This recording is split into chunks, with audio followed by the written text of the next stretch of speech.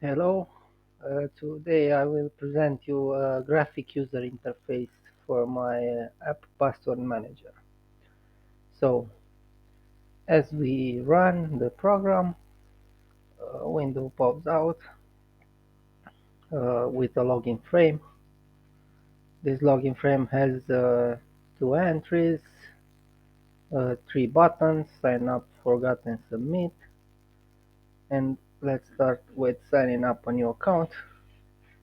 Okay, in this frame you also have four entries this time and two buttons. One that takes us back to login frame and one that registers the info we we type. So let's say a new username Robert, email account Robert around the Gmail. Okay. A password 123, and here we must type the same password. If we type another password, a message will pop out. Okay, this verifies if you uh, enter the correct password. So let's put the correct password this time. Submit. New account was created. We go back to login frame and try to log in. Yeah, Robert, password was 123, but let's put 12 to see that a new message will pop out. Yeah, telling us the password isn't correct. And let's say we want to change it. We use the email we used to register register with. Okay,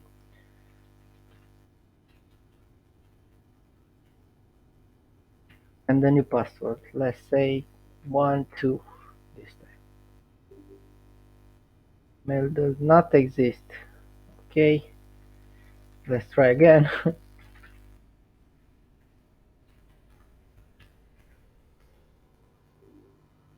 Okay, let's take the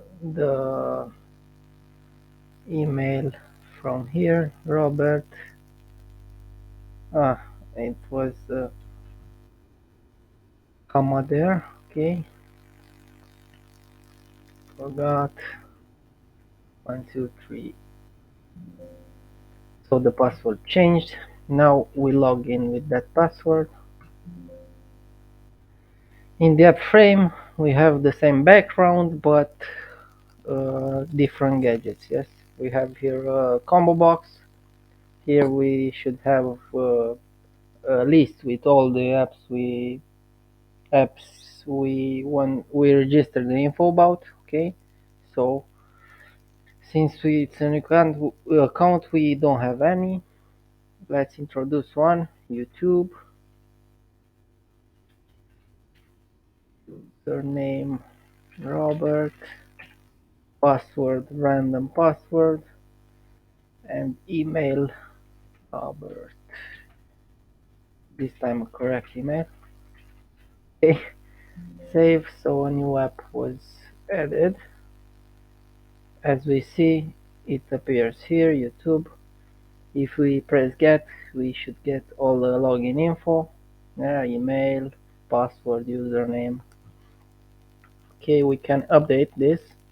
Let's say Robbie, new password 1234, email Robbie, email.